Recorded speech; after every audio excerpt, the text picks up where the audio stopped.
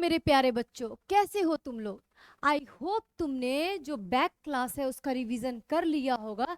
तो जल्दी से अपने नोटबुक, अपने पेन, अपने वाटर बॉटल को रेडी करके बैठ जाओ, क्योंकि आज के क्लास में हम बैक क्लास में जो हमने पढ़ाई कर रखी थी उसको एक बार रिवाइज करते हुए स्मूथली अपने नेक्स्ट टॉपिक को कवर करने वाले हैं। ठीक है, तो चलो सबसे पहले तो ये देख लेते हैं कि हमने प्रीवियस लेक्चर में क्या कवर किया था। तो हमने ये देखा था कि हमारे mode of nutrition two types के होते हैं।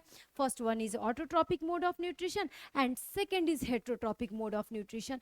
और ऑटोट्रॉपिक मोड ऑफ न्यूट्रिशन में जो भी ऑर्गेनिज्म होते हैं वो अपने खाना बनाते हैं खुद से, यानी कि वो अपने खाने के लिए, वो अपने फूड के लिए किसी पे डिपेंडेंट नहीं रहते हैं। और वो दो टाइप के होते हैं, मैंने आपको बताया था। First one is photo autotrophs and another is chemo autotrophs. तो जो फोटो ऑटोट्रॉप्स थे उसके बेस्ट एग्जाम्पल ग्रीन प्लांट्स थे। तो ग्रीन प्लांट्स कौन सा प्रोसेस करके अपना खाना बनाते हैं, है ना। तो हमारे एनसीईआरटी में बहुत ही अच्छे से डीपली कवर किया हुआ है फोटोसिंथेसिस प्रोसेस को, यानी autotrophic mode of nutrition in plants को। वो हमने देखा था अपने प्रीवियस लेक्चर में। क्या होते हैं बच्चों फोटोसिंथेसिस? तो फोटोसिंथेसिस एक ऐसा प्रोसेस होता है जिसमें हमारे green plants sunlight, water, carbon dioxide और उनके पास एक, अपने पास प्लांट्स के पास पिगमेंट होता है, क्लोरोफिल, फोटोसिंथेटिक पिगमेंट। उन रॉ मटेरियल्स को यूज करके अपने लिए क्या बनाते हैं? अपने लिए खाना बनाते हैं, है ना। जैसे तुम अपने लिए खाना बनाते हो, अब तुम बोलोगे मैम हम तो अपने लिए खाना बनाते ही नहीं है, हमारे लिए तो खाना मम्मी किचन में जाके बनाती है ना। तो लेकिन जो ये हमारे प्लांट्स है ना, इनका जो किचन होता है ये क्लोरोप्लास्ट होता है। ये अपने उस किचन में अपना खाना बनाते हैं, ठीक है, कुछ रॉ मटेरियल्स को यूज करके, कुछ इनऑर्गेनिक मटेरियल्स को यूज करके। अब इनके साथ ही साथ हमने तीन मैकेनिज्म देखा था, जो कि मैंने आपको बताया था आपके board examination point of view से, और वो एनसीईआरटी में एज इट इज जैसे दिया हुआ है हमें वैसे ही पढ़ना होता है ना। जैसे फर्स्ट क्या था बच्चों? तो absorption of sunlight bye chlorophyll, and second क्या था? ये जो सनलाइट होते हैं this is converted into chemical light, chemical energy and splitting of water molecule, और बनता क्या है? Hydrogen and oxygen. और उसके बाद रिडक्शन होता है कार्बन डाइऑक्साइड का, और वो कार्बोहाइड्रेट में कन्वर्ट होते हैं। ये कार्बोहाइड्रेट क्या होता है? तो ये ग्लूकोज होता है, जो कि एक तरह का कार्बोहाइड्रेट होता है ना, सिंपल कार्बोहाइड्रेट होता है बच्चों। इसके बाद हमने क्या देखा था? तो इसके बाद हमने देखा था स्टोमेटा वगैरह के बारे में, है ना, कि स्टोमेटा क्या होते हैं, उनका ओपनिंग क्लोजिंग कौन कराता है, यानी कि गार्ड सेल्स कराते हैं। इंपॉर्टेंस ऑफ फोटोसिंथेसिस हमने देखा था, which is significance of photosynthesis. फिर हमने ये देखा था कि मेटाबॉलिज्म क्या होते हैं। तो जो भी बायोकेमिकल रिएक्शन, जो भी बायोलॉजिकल, जो हमारे ऑर्गन्स के अंदर में, जो भी हमारे सेल लेवल पे जो भी रिएक्शंस होती हैं, ठीक है, उन रिएक्शंस को एक्चुअली में हम मेटाबॉलिज्म बोलते हैं। Metabolism is sum of all the biochemical reactions and it is of two types. First is anabolism and दूसरा कैटाबॉलिज्म। एनाबॉलिज्म और कैटाबॉलिज्म के बीच में मैंने आपको क्या डिफरेंस बताया था? तो जैसे ये समझ लो कि बहुत सारे अमाइनो एसिड, तुम केमिस्ट्री में पढ़ोगे कि बहुत सारे अमाइनो एसिड मिलकर के प्रोटीन बनाते हैं। Group of amino acid is known as protein. तो ये जो ग्रुप ऑफ अमाइनो एसिड मिल रहे हैं और प्रोटीन बन रहा है, that is an example of किसका बच्चों? एनाबॉलिज्म। और जब ये प्रोटीन छोटे छोटे अमाइनो एसिड के फॉर्म में टूट रहे हैं, तो दैट इज एग्जांपल ऑफ किसका? कैटाबॉलिज्म। आ गया समझ में दोनों के बीच में डिफरेंस? तो अब क्या करेंगे ना, अब हम कुछ क्वेश्चंस को कवर करेंगे। वो हमारे क्वेश्चंस पहले हम, आपको पता है हमारे क्लास का रूल रेगुलेशन क्या है, कि पहले हम जो हमारा टॉपिक होता है उसको एक बार रिवाइज करते हैं क्विकली, उसके बाद हम कुछ क्वेश्चंस देखते हैं 4 to 5 क्वेश्चन, और फिर हम अपने नेक्स्ट टॉपिक को स्टार्ट करते हैं। ठीक है, तो चलो फोकस करके क्वेश्चंस देखो। Which of the following is an autotrophic organism? इसमें से कौन से ऑटोट्रॉपिक ऑर्गेनिज्म है? तो तुम बोलोगे कि मैम सिंपल सा है, ग्रीन प्लांट्स ऑटोट्रॉपिक का इसमें एग्जाम्पल हो गया। ठीक है, नेक्स्ट क्वेश्चन क्या है बच्चों? तो नेक्स्ट क्वेश्चन है हमारा, the primary site of photosynthesis in plants is. Primary site क्या है? तो देखो तुमने क्या पढ़ा था? रूट है? नहीं। फ्लावर्स है? नहीं। स्टीम्स है? नहीं। अब तुमको आगे मैं जब रेस्पिरेशन पढ़ाऊंगी ना, तो तुमको बताऊंगी मैं कि रूट कहाँ पे यूज हो रहा है, स्टीम कहाँ पे यूज हो रहा है, फ्लावर इज है, ये तो थोड़ा सा हमारे टॉपिक से अलग है। क्लोरोप्लास्ट ऑफ लीव्स, मैंने तुमको बताया था ना फोटोसिंथेसिस प्रोसेस कहाँ पे होती है बच्चों, लीफ के यानी प्लांट के ग्रीन पार्ट्स यानी लीफ के मेसोफिल सेल्स के अंदर में जो क्लोरोप्लास्ट नाम का सेल ऑर्गेनल होता है, उनके बीच में जो क्लोरोफिल नाम के जो फोटोसिंथेटिक पिगमेंट होते हैं, जो ग्रीन पिगमेंट होते हैं, वहां पे हमारा फोटोसिंथेसिस प्रोसेस होता है। तो आंसर क्या हो जाएगा बता दो जल्दी जल्दी। तो मैम आंसर हो जाएगा क्लोरोप्लास्ट ऑफ लीव्स, है ना। गॉट इट, क्लियर हो गया सारे बच्चों को। अब देखते हैं बच्चों हमारा नेक्स्ट क्वेश्चन क्या है। तो हमारा नेक्स्ट क्वेश्चन है which pigment is essential for photosynthesis. ये इतने इजी इजी क्वेश्चन है ना। अभी मैं तुम्हें इजी इजी क्वेश्चंस करा रही हूँ, देन मैं तुम्हें फिर मॉडरेट लेवल पर लेके जाऊंगी, और फिर हम क्या करेंगे, कुछ कॉम्प्लिकेटेड क्वेश्चन को, कुछ टफ क्वेश्चंस को, कुछ मल्टी कॉन्सेप्चुअल क्वेश्चंस को भी सॉल्व करेंगे, ठीक है। यानी हम बच्चों अपने इस सेशन में बहुत सारे डेली प्रैक्टिस प्रॉब्लम को सॉल्व करने वाले हैं। हम एनसीईआरटी टेक्स्ट बुक के क्वेश्चंस को देखेंगे, एनसीईआरटी एग्जाम्पलर के क्वेश्चंस को देखेंगे, और कुछ ओलंपियाड्स लेवल के भी क्वेश्चंस को हम देखेंगे, ठीक है। तो ये जो हमारा सफर है ये बहुत ही मजेदार होने वाला है। बस आपको क्या करना है, आपको अपने नोटबुक को, पेन को लेकर के, वाटर बॉटल को लेकर के रेडी रहना है, और आपको फोकस के साथ अपनी पढ़ाई करनी है, ठीक है। देखो क्या है, which pigment is essential for photosynthesis, कौन सा पिगमेंट इसेंशियल है। अब बता दो, हीमोग्लोबिन है क्या, नो मैम, ठीक है। किरेटिन है क्या, नो मैम। मिलेनिन है क्या, नो मैम। तो इसमें से क्या है, क्लोरोफिल है, सिंपल सा है। सारे क्वेश्चंस के तो हमारे आंसर बिल्कुल मिलते जुलते हैं, ठीक है। चलो अब नेक्स्ट क्वेश्चन क्या है तुम्हारा। तो नेक्स्ट क्वेश्चन है which of the following is not required for autotrophic nutrition, यानी इसमें से कौन सा ऑटोट्रॉपिक मोड ऑफ न्यूट्रिशन के लिए रिक्वायर्ड नहीं है। तो सिंपल सा, फोटोसिंथेसिस के लिए जो रॉ मटेरियल्स थे ना, तो जो रिक्वायर्ड थे वो रिक्वायर्ड है, जो नहीं है उनको हम इस आंसर में टिक कर देंगे। तो बता दो, कार्बन डाइऑक्साइड था, यस मैम था। विदाउट कार्बन डाइऑक्साइड तो हमारा कार्बोहाइड्रेट ही नहीं बनेगा, हमारा नहीं मैम, प्लांट्स का, है ना। नेक्स्ट ऑक्सीजन, तो थोड़ा दुखते हैं। सनलाइट था मैम, है ना, वाटर था। यानी कि क्या नहीं था बच्चों, ऑक्सीजन रॉ मटेरियल में नहीं था, क्योंकि आपको पता है रॉ मटेरियल्स क्या थे, तो एक तो फोटोसिंथेटिक पिगमेंट थे, दूसरा वाटर था, तीसरा सनलाइट था, और फिर चौथा कार्बन डाइऑक्साइड था। नेक्स्ट क्वेश्चन देखते हैं बच्चों। तो हमारा जो नेक्स्ट क्वेश्चन है, the process by which green plants synthesize their food is called, क्या होता है, सिंपल सा है, फोटोसिंथेसिस। तो ये हमारे फोटोसिंथेसिस और ऑटोट्रॉपिक मोड ऑफ न्यूट्रिशन से रिलेटेड कुछ क्वेश्चंस थे। अब आज के लेक्चर में हम क्या देखेंगे बच्चों, कि हमारा हेट्रोट्रॉपिक मोड ऑफ न्यूट्रिशन क्या होता है। तो देखो, in heterotrophic mode of nutrition, heterotrophs are always dependent on another organism. बच्चों ये अपना खाना खुद से बनाते ही नहीं है ना, they are always dependent on another organism directly और indirectly for their own source of energy. यानी ये अपने एनर्जी के लिए, यानी ये नहीं बात करेंगे मैं, है ना, तुम, हम अपने एनर्जी के लिए किस पे डिपेंडेंट होते हैं, तो हम अपने एनर्जी के लिए दूसरे पे डिपेंडेंट होते हैं। अब दूसरे पे किस पे डिपेंडेंट होते हैं, तो हम ऑलवेज डिपेंडेंट होते हैं ऑटोट्रॉप्स पे, है ना। हम डायरेक्टली और इनडायरेक्टली उसी पे डिपेंडेंट होते हैं। अब अगर मानो या तो तुम वेजिटेरियन खाते हो, या तो तुम कुछ नॉन वेज वाले आइटम्स खा रहे हो। तुम अगर वेजिटेरियन कुछ भी खा रहे हो, जैसे मानो तुम ग्रीन प्लांट्स के साग सब्जी तुम खा रहे हो, तो तुम ऑटोट्रॉप्स पे डिपेंडेंट हुए ना, क्योंकि वो तो अपना बेचारे खाना खुद से बना रहे हैं। अब अगर तुम मानो मीट खा रहे हो, है ना, यानी तुम नॉनवेज खा रहे हो, तो भाई वो किस पे डिपेंडेंट है, वो डिपेंडेंट तो ऑटोट्रॉप्स पे है। तो हुए ना तुम डायरेक्टली और इनडायरेक्टली ऑटोट्रॉप्स पे डिपेंडेंट। अब ये जो ऑटोट्रॉप्स थे, उसको हमने एक टर्मिनोलॉजी क्या देखा था, कि दे आर प्रोड्यूसर। तो हम क्या है बच्चों, हम क्या है, तो वी आर कंज्यूमर, ठीक है, क्योंकि हम ऑलवेज कंज्यूम करेंगे, किस पे, प्रोड्यूसर पे कंज्यूम करेंगे, ग्रीन प्लांट्स पे कंज्यूम करेंगे। तो हम क्या हो गए, हम कंज्यूमर हो गए। तो एक, चलो एक अच्छा सा डेफिनेशन देख लो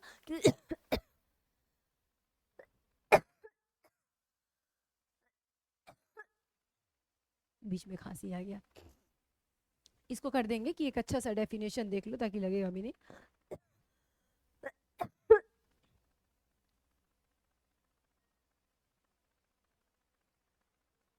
तो चलो एक अच्छा सा डेफिनेशन देख लो कि it is a mode of nutrition in which the organism derive their nutrition by taking readymade food from other dead और लिविंग प्लांट्स एंड एनिमल्स।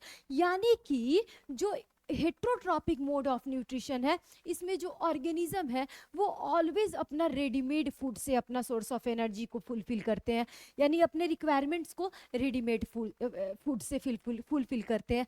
कैसे? अब वो या तो प्लांट्स का मटेरियल हो सकता है, या तो वो एनिमल्स हो सकते हैं, या तो वो मीट हो सकता है, या वो कोई ग्रीन लीफी वेजिटेबल हो सकता है।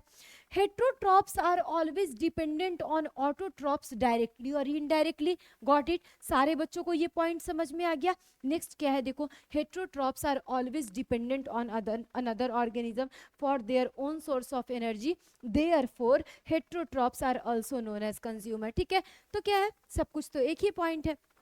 अब सुनो, तुम ये कभी भी अपने माइंड में नहीं कॉन्सेप्ट को मिक्स करोगे कि मैम ऐसे कैसे, खाना तो हम भी अपना खुद बना रहे हैं ना, और प्लांट्स भी अपना खाना खुद बना रहे हैं।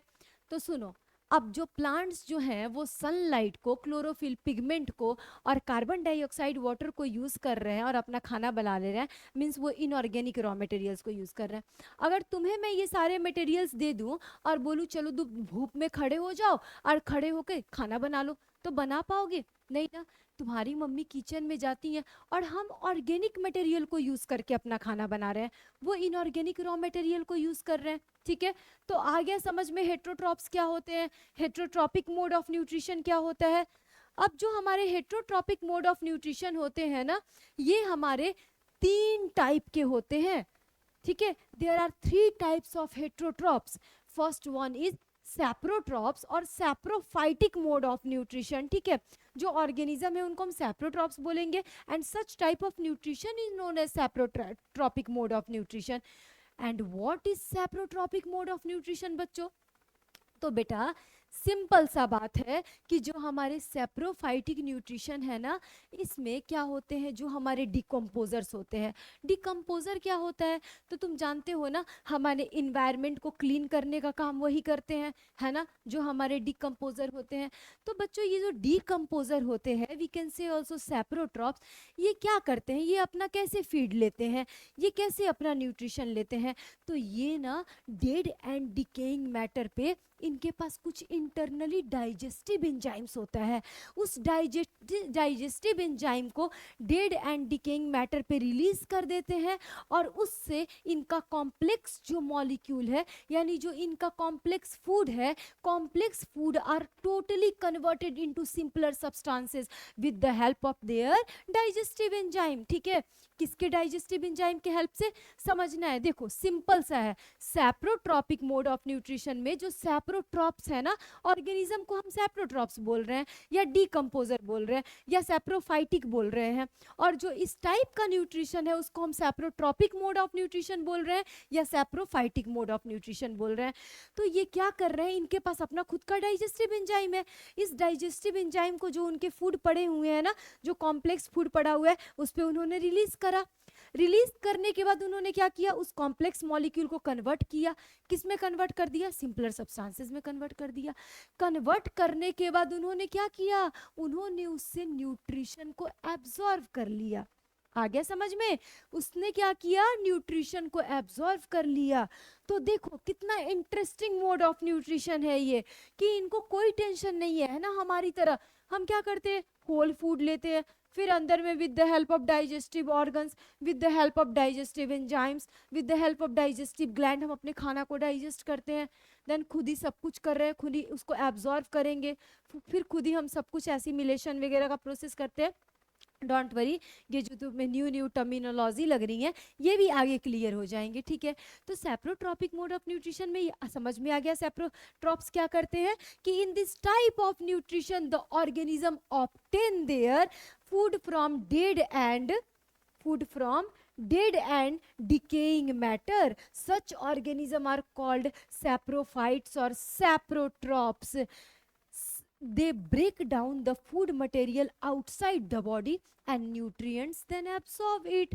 For example, तो some bacteria, some fungi and yeast bread mold, ये सब तुम्हारे क्या हैं, जैसे मशरूम हो गया, तो ये सब तुम्हारे सैप्रोट्रॉप्स के एग्जाम्पल है। आ गया सारे बच्चों को अच्छे से समझ में? अब देखो ये बहुत सुंदर सुंदर चित्र हैं, ये किस चीज की चित्र हैं बच्चों? तो ये तुम्हारा हो गया मशरूम, है ना, ये क्या हो गया मशरूम।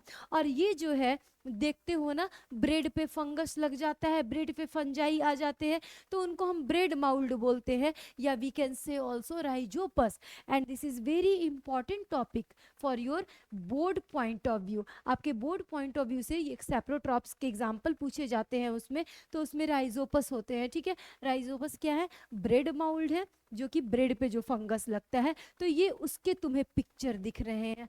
हो गया बच्चों क्लियर? अब अनदर हमारा मोड ऑफ न्यूट्रिशन क्या है?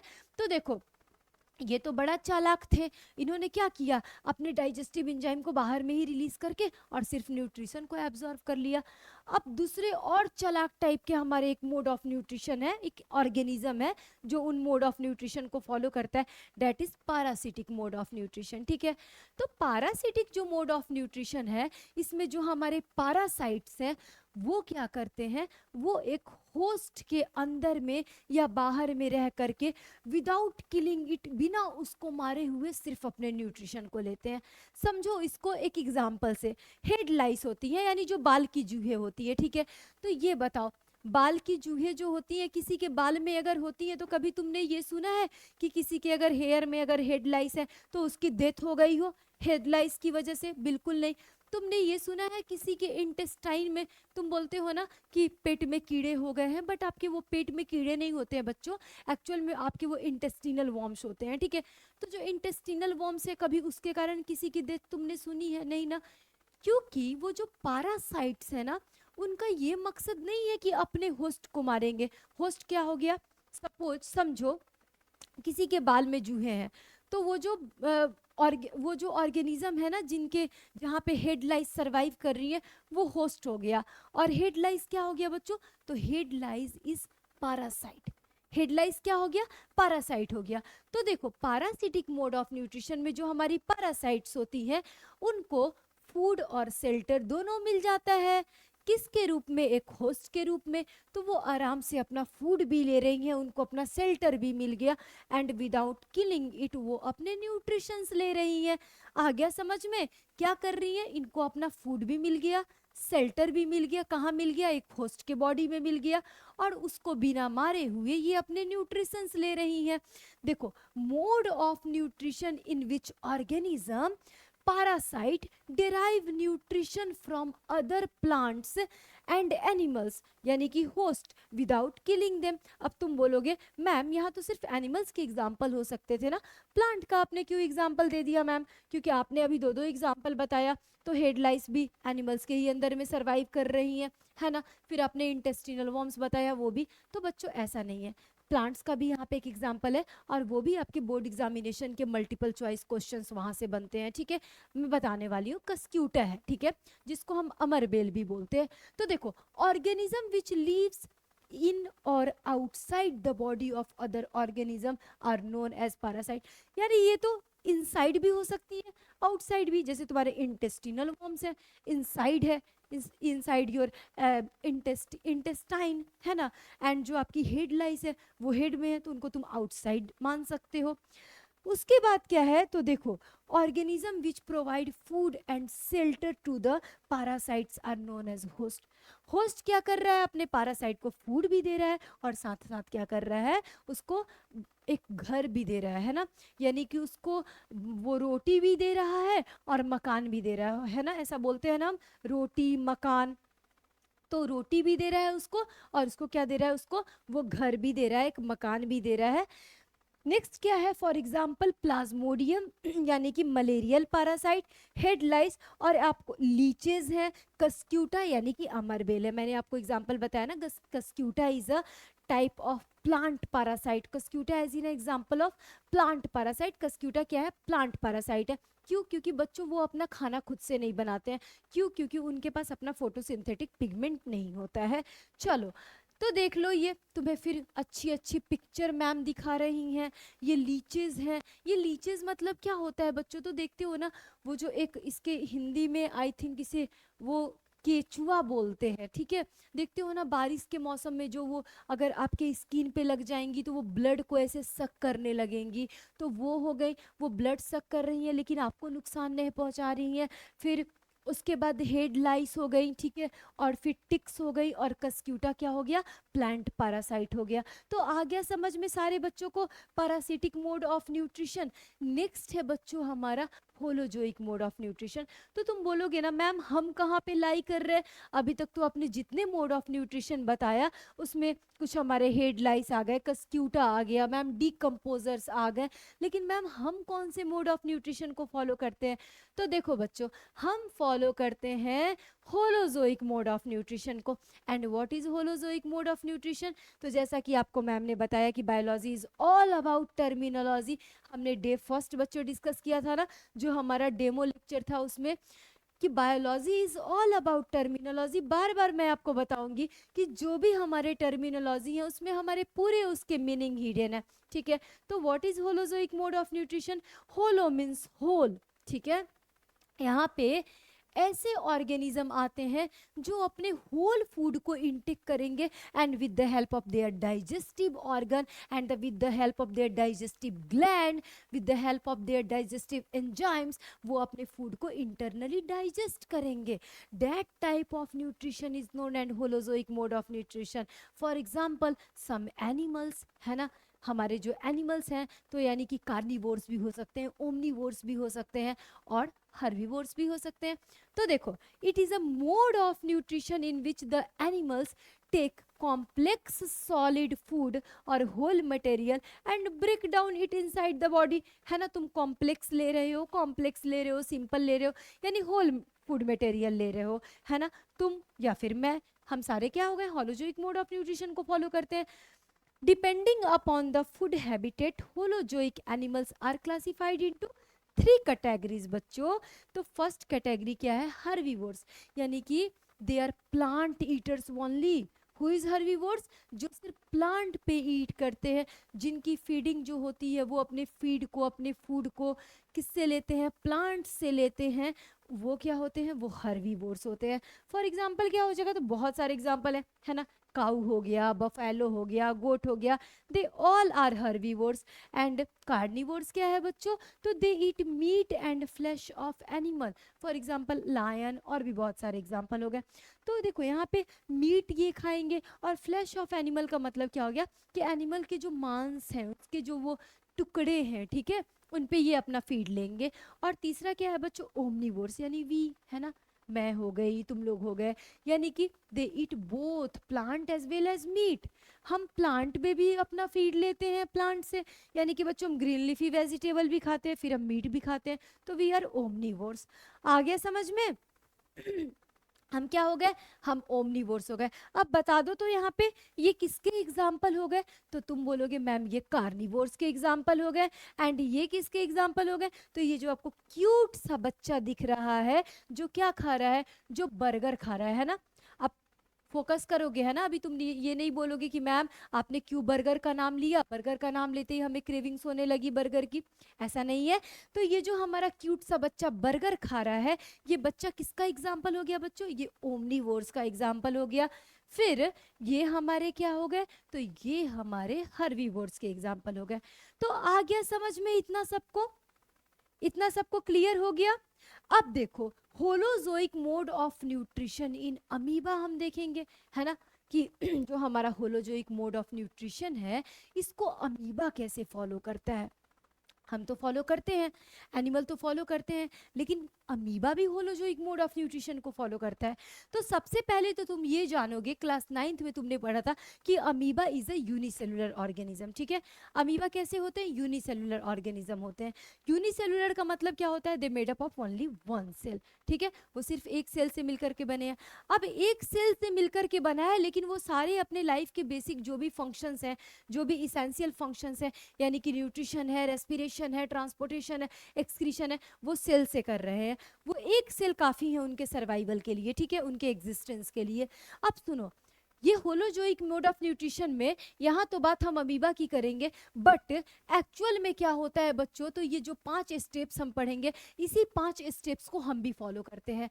ये 5 स्टेप्स क्या है, तो first one is ingestion, second is digestion, and third is absorption, fourth is assimilation, and last और 5 इज क्या बच्चों, इजेशन। ठीक है, क्या क्या है फिर से एक बार बोलोगे मेरे साथ साथ।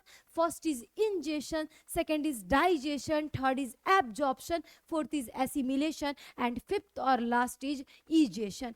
इंजेशन मतलब क्या होता है, तो इंजेशन का मतलब होता है इनटेक ऑफ फूड मटेरियल। ठीक है, सिंपल सी सरल सी लैंग्वेज में मैं तुम्हें समझाती हूँ। इंजेशन का मतलब क्या हो गया, इनटेक ऑफ फूड मटेरियल, कि यानी हमने फूड मटेरियल को खाया, कि यानी इंजेशन। ठीक है, डाइजेशन का मतलब क्या हो गया, तो आपके जो डाइजेशंस होंगे, अब जो वो फूड मटेरियल है जो तुमने कॉम्प्लेक्स मटेरियल खाया है, उनका डाइजेशन होगा, तो वो डाइजेशन हो गया with the help of digestive organ, with the help of digestive gland, and with the help of some digestive enzymes. ठीक है, उसके बाद उनका एब्जॉर्प्शन होगा, यानी जो न्यूट्रिएंट्स हैं, जो तुमने जितना भी खाना खाया है, अमीबा ने जितना भी खाना खाया है, सारे न्यूट्रिएंट्स तो नहीं है, उनको बॉडी हमारा न्यूट्रिएंट्स में कन्वर्ट कर रहा है, तो वो जो न्यूट्रिएंट्स हैं वो पूरे बॉडी तक पहुंचेंगे, उनको पूरे बॉडी में ट्रांसपोर्टेशन उनका होगा, तो वो एब्जॉर्प्शन हो गया। अब ये न्यूट्रिशन क्यों जरूरी है, why do we need food, why do we need nutrition, तो अपने एनर्जी के लिए, है ना, अपने जो हमारे कुछ जो सेल्स हैं, जो डेड सेल्स है, टिश्यूज है, उनकी रिपेयरिंग के लिए, और भी अदर फंक्शंस के लिए, रिप्रोडक्शन के लिए, सेल डिवीजन के लिए, तो वो सारे प्रोसेस को जब हम उससे करेंगे तो डेट इज असिमिलेशन। ठीक है, डेट इज एसिमिलेशन। और जो बचा हुआ है, जो अनडाइजेस्टेड है, जो वेस्ट है, उसको बॉडी से बाहर निकालना इज इजेशन। तो ये 5 स्टेप्स को हम भी फॉलो करने वाले हैं, और इस 5 स्टेप्स को फॉलो करते हुए हम क्या करेंगे, अमीबा के अंदर में होलोजोइक मोड ऑफ न्यूट्रिशन देखेंगे। ठीक है, तो देखो क्या होता है बच्चों, सबसे पहले तो अमीबा इंजेशन कर रहा है। इंजेशन, ये आपके एनसीईआरटी की ही डायग्राम है, तो आप देखो क्या करता है अमीबा। अमीबा एक यूनिसेलुलर ऑर्गेनिज्म है, तो इसके नाते आपको पता है, और अमीबा एक चूंकि यूनिसेलुलर है मतलब सिंगल सेल है, तो एक सिंगल सेल के अंदर में क्या क्या होता है बच्चों, तो सिंगल सेल के अंदर में उसके जो आउटर पार्ट है वो प्लाज्मा मेम्ब्रेन होंगे, उसके अंदर में न्यूक्लियस होगा, न्यूक्लियस के अंदर में उसका जेनेटिक मटेरियल होगा, और उसके जो फ्लूइड कंटेंट होंगे साइटोप्लाज्म होंगे। एंड साइटोप्लाज्म क्या होता है, तो cytoplasm is main arena for cellular activities, यानी वो सारे सेलुलर एक्टिविटीज को कराता है, because cytoplasm holds cell organelles, आपको पता है कि उसमें डिफरेंट सेल ऑर्गेनल्स होते हैं। तो अमीबा क्या करेगा बच्चों, अमीबा के पास ध्यान से समझना है, अमीबा सबसे पहला स्टेप कौन सा फॉलो करने वाला है मैम, इंजेशन। इंजेशन में अमीबा जो होता है वो इरेगुलर शेप का होता है, यानी उसके पास एक ऑर्गन प्रेजेंट होते हैं, सूडोपोडिया, है ना, तुमने पढ़ा था कि amoeba is irregular in shape because, या फिर due to the presence of pseudopodia.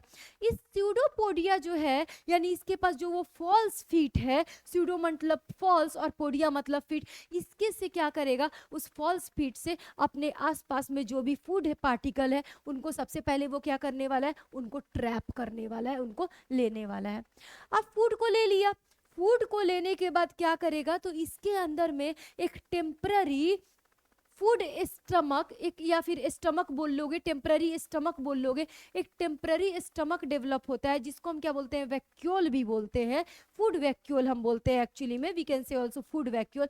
उसके अंदर में इसके डाइजेस्टिव ऑर्गन, इसके डाइजेस्टिव एंजाइम्स, या फिर इसके जो डाइजेस्टिव ग्लैंड्स हैं, उसके हेल्प से इनका खाना डाइजेस्ट होगा, यानी कि complex molecules are converted into simpler substances. आ रहा है समझ में। इंजेशन में सबसे पहले क्या करेगा, तो ये सूडोपोडिया के हेल्प से तुम देखते भी जाओगे बच्चों प्रोसेस को। देखो, when amoeba comes in contact with food particles it forms pseudopodia false feet which engulf the prey by forming a food cup. ठीक है, दिस प्रोसेस इज फैगोसाइटोसिस। इसको हम क्या बोलते हैं, गड़बड़ हो गया ना यहाँ पे, नहीं लेकिन अब इसको करते हैं कवर हो जाएगा ना वो।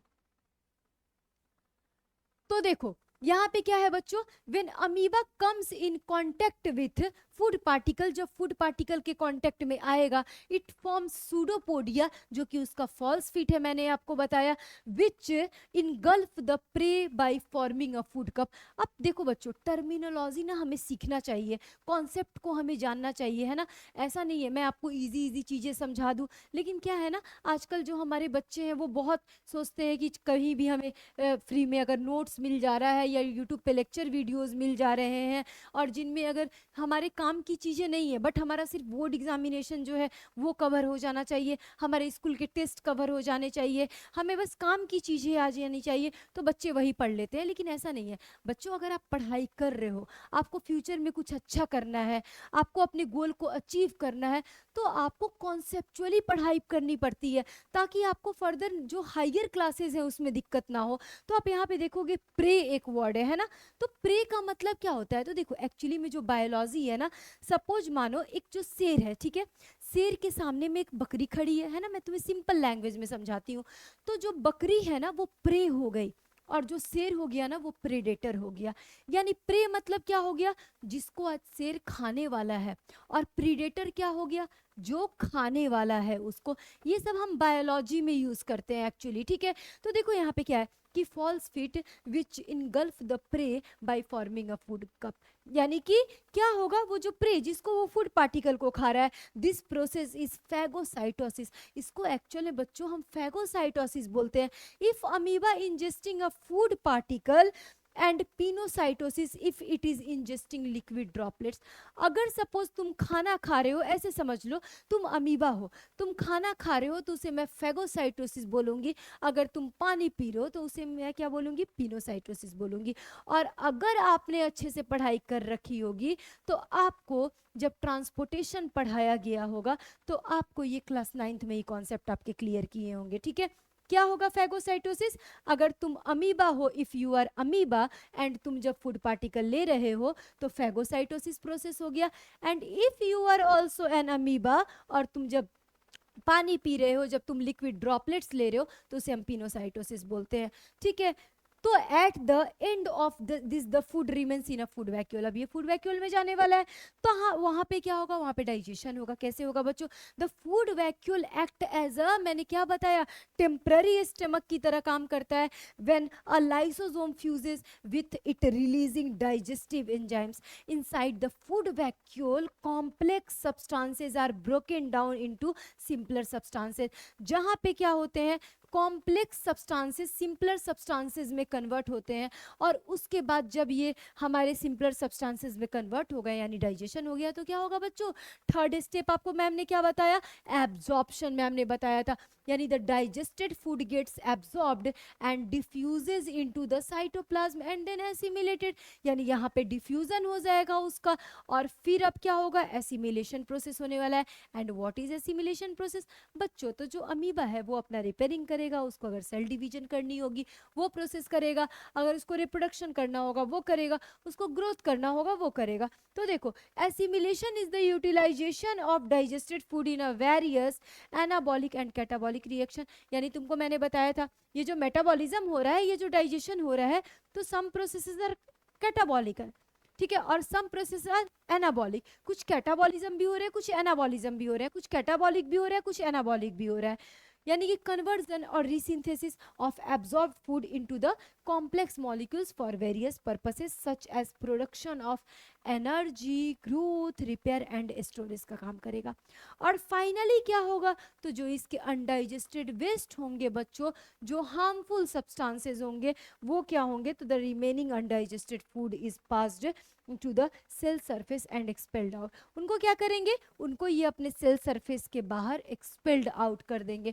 कौन करेंगे बच्चों, तो अमीबा करेंगे। सो अमीबा होलो जो एक मोड ऑफ न्यूट्रिशन में क्या कर रहा है, तो 5 स्टेप्स को फॉलो कर रहा है, ingestion, digestion, absorption, assimilation and egestion, ठीक है। अब तुम्हारे एनसीईआरटी में न्यूट्रिशन इन पैरामीशियम भी दिया है, तो देखो पैरामीशियम और अमीबा के बीच में एक बेसिक सा डिफरेंस क्या है, वहाँ पे मैंने तुमको क्या बताया, due to the presence of pseudopodia amoeba is irregular in shape. यहाँ पे तुमको मैम क्या बताने वाली है, यहाँ पे तुम्हें मैम बताएंगी कि पैरामीशियम तो यूनिसेलुलर ऑर्गेनिज्म होता है, लेकिन इनके पास ना बच्चों डेफिनिट शेप होते हैं, ठीक है। देखो in paramecium the cell has a definite shape. In paramecium food is taken in at a specific spot के थ्रू ये लेते हैं।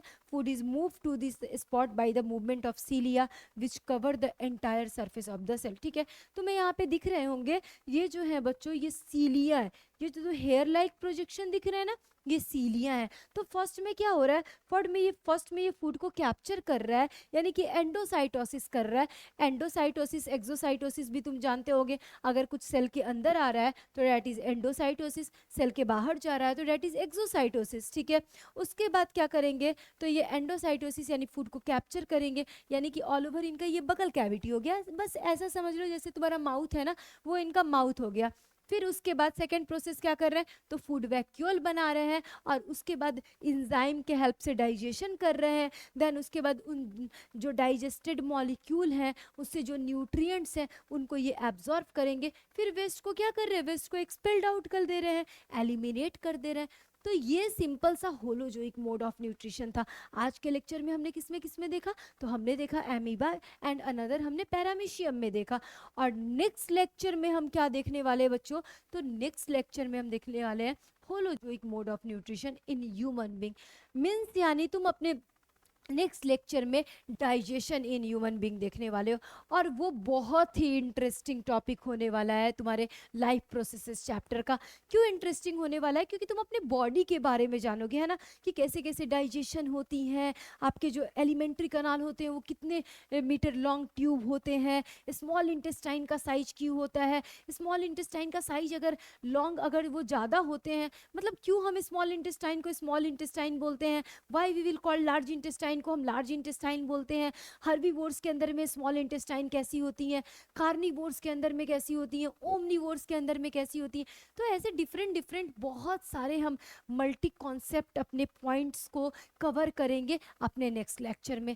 आज के लेक्चर में सिर्फ इतना ही, लेकिन तुम्हारा काम क्या है, मैम का तो काम खत्म हो गया, लेकिन तुम क्या करोगे, तो तुम इस लेक्चर के सारे जो भी हमने टॉपिक्स पढ़ा उसको एक सुंदर सा उसका नोट्स बना लोगे। अगर कुछ चीज़ें छूट गई हो तो वो आप स्लाइड से कवर कर लोगे, बिकॉज ये जो स्लाइड्स हैं वो भी आपको दिए जाएंगे, ठीक है। तो आज के लिए बच्चों इतना ही, मिलते हैं नेक्स्ट लेक्चर में। Thank you so much.